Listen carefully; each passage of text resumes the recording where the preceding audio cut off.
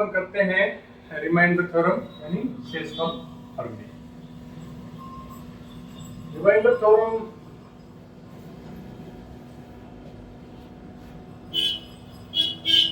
जैसे 17 को अगर 7 से भाग करते हैं तो 7 दूनी 14 शेषफल 3।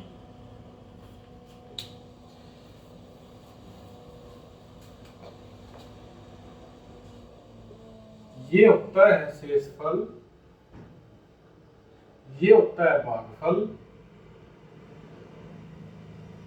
ये होता है भाज्य,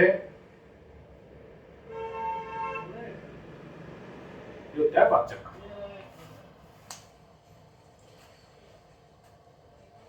जिससे भाग दिया जाता है वो होता है भाजक, जिसको भाग दिया जाता है वो होता है भाज्य, और जो यहाँ पे आता है वो होता है भागफल, और यहाँ पे आता है शेषफल।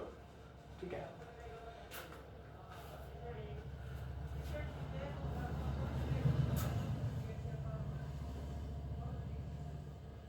भाज्य इज इक्वल टू भागफल मल्टीप्लाई भाजक प्लस शेषफल।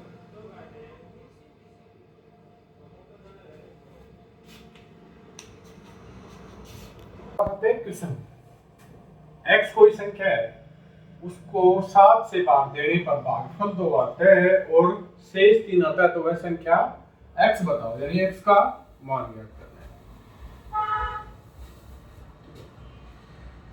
तो हमने थोड़ी देर पहले जाना था भाज्य इज इक्वल टू भागफल गुणा भाजक प्लस शेष।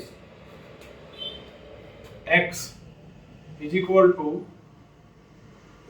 भागफल मल्टीप्लाई बाय भाजक प्लस शेष। इस क्वेश्चन में x की वैल्यू में फाइंड आउट करनी है। भागफल कितना है 2,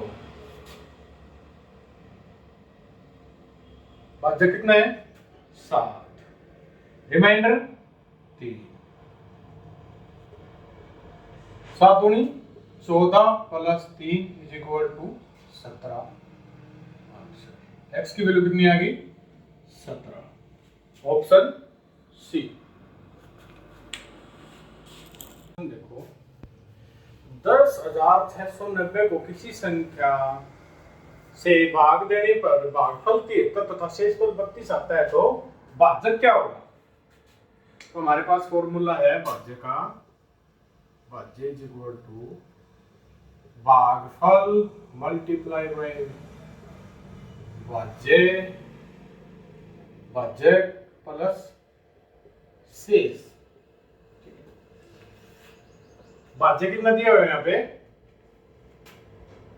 10,690 इज इक्वल टू भागफल 73 मल्टीप्लाई भाजक हमें फाइंड आउट करना है, इसकी वैल्यू x प्लस शेष कितना है 32। 10,690 इज इक्वल टू 73 किसके साथ गुणा करेंगे तो 73x प्लस 32। आगे ये 32 यहाँ प्लस का है, जाके माइनस का। 10,690 minus 32 10,658। 73x is equal to 10,658, तो x की वैल्यू 10,658 बटे 73, 10 से कम 10 आंसर आ गया 146 बी। एक क्वेश्चन देखो, किसी संख्या को 121 से विभाजित करने पर शेषफल 25 आता है, उसी संख्या को अगर 11 से विभाजित करेंगे तो शेषफल क्या आएगा? 121 से भाग करने पर रिमाइंडर कितना है 25। उसके बाद पूछे 11 से भाग करने पर रिमाइंडर आएगा क्या? तो हमें 11 और 121 देखने हैं। 11 अगर 121 का गुणनखंड है, फैक्टर है, तो इसको सीधा 25 से भाग करने पर जो शेषफल आएगा वही आएगा। तो 11 121 का गुणनखंड है, तो 25 भाग में 11, 11 दूनी 22, रिमाइंडर 3, रिमाइंडर ऑप्शन बी। ठीक है, हमें ये दो संख्या देखनी है 121 और 11। अगर ये इसका गुणनखंड है तो हम उस 25 को इसी से भाग करेंगे। अगर ये इसका गुणनखंड नहीं होता तो इसका आंसर होता ज्ञात नहीं किया जा सकता। अगर 13 को 11 से विभाजित किया जाता है तो शेषफल 2 आता है। तो अगर 13 का स्क्वायर को 11 से विभाजित करेंगे तो शेषफल का भी स्क्वायर हो जाएगा। यहाँ पे करके देखते हैं, 13 को 11 से विभाजित करते हो तो 11 एकम 11, रिमाइंडर कितना आता है 2, रिमाइंडर शेषफल आ गया 2। अगर 13 के स्क्वायर को 11 से विभाजित करते हैं तो 13 का स्क्वायर 169, इसको अगर 11 से विभाजित करते हैं तो यहाँ पे स्क्वायर हुआ है ना, तो रिमाइंडर का भी स्क्वायर हो जाएगा, 2 का स्क्वायर 4। करके देखो 169 को अगर 11 से विभाजित करते हैं तो रिमाइंडर 4 ही आएगा। 11 एकम 11, 5, 11 पंचू 55, रिमाइंडर 4। इसी प्रकार अगर यहाँ पर 13 का घन होता, 13 के घन को अगर 11 से विभाजित करते हैं तो 2 का यहाँ पे घन हो जाता, 2 का घन 8 आंसर।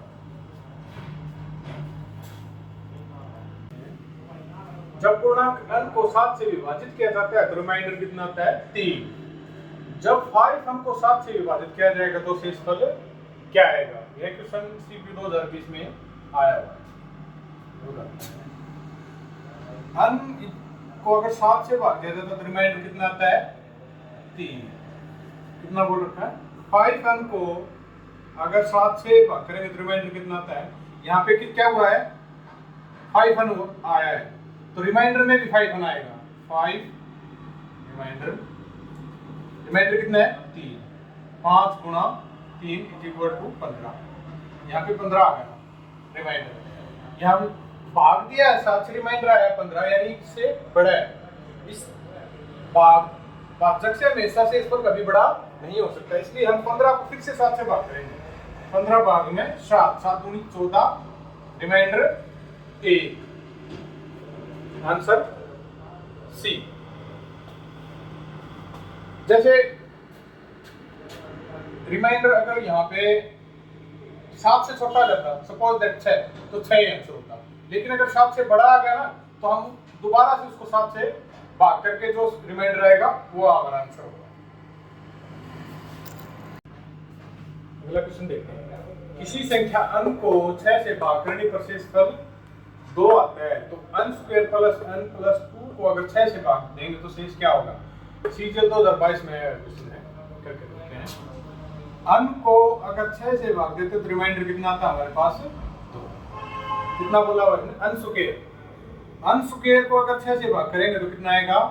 इसका भी रिमाइंडर का स्क्वायर हो जाएगा, r का स्क्वायर, r क्या है 2, 2 का स्क्वायर कितना हो गया 4। अगर हमारे पास n square is equal to 4 आ गया, n square is equal to 4, यहाँ पे n स्क्वायर है इज इक्वल टू 4 आ गया, तो n की वैल्यू क्या होगी? n square is equal to 4, तो n की वैल्यू 4.2, तो n की वैल्यू हमारे पास क्या आ गई 2। n स्क्वायर की वैल्यू हमारे पास आ गई 4 और प्लस 2। इसको अगर 6 से भाग करेंगे तो हमारे पास रिमाइंडर क्या है? अभी देखो